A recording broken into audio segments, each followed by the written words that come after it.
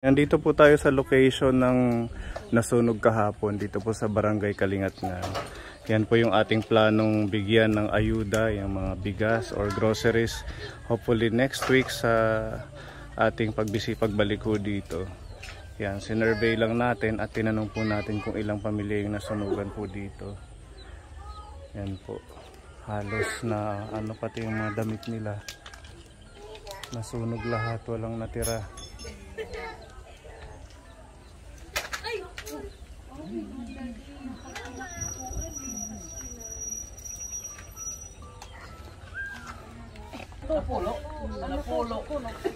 Yung 10 bahay, 16 families yung kabuuan.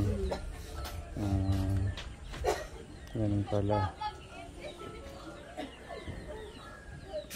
Yan, babalikan natin to Kaponi next week.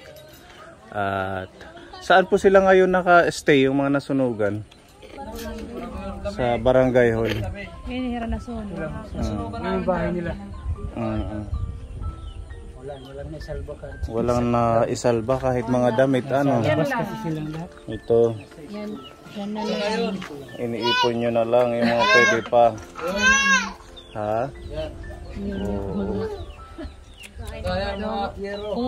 Kung ano ng paggikan, ang aga, asyalat na namdara. Ano daw po yung pinagsimulan na ito, yung cause ng pagkasunog? Sabi, flip pan. Pinaka-ventilador.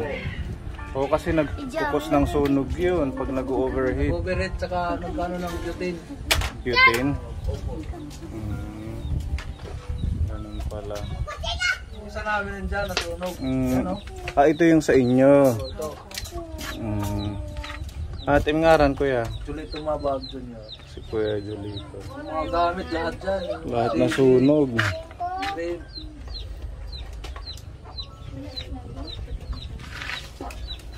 Grabe. Pero di ba mauran ka kulop?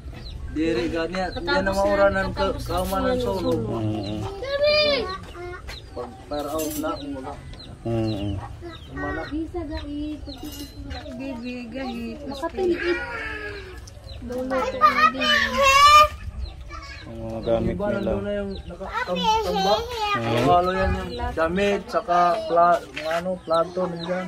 Ayun nandito. Nakatambak yung malaking tumpok. Wala.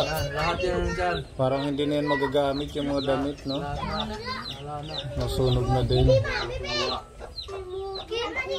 Ganun talaga ang buhay. Minsan hindi naman natin masabi kung anong nangyayari. Buti lang, hindi lang na yung buhay. O walang buhay na Wala. damay o nawala. Sabi nga ni nanay, mas okay pa ngayong ninakawan eh. Totoo, labi na ako, pinawatan ako. Kasi pag ninakawan, hindi lahat. Wala. Oo, pag sunog talagang wala. Scrap na lang ito. Ganyan, no? Pwede pa siguro magawa na pang ano sa CR. Pang bubong. Kahit nga CR namin, sira yung Nabasag sa sobrang ano ng apoy, no? Sobrang init. CR namin. Yun, yung kapitbahay namin, sira din yung loob.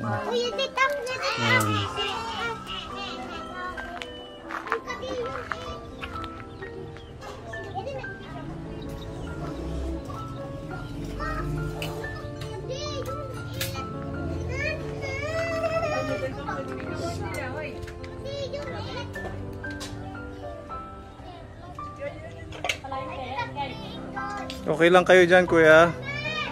Shout out sa inyo.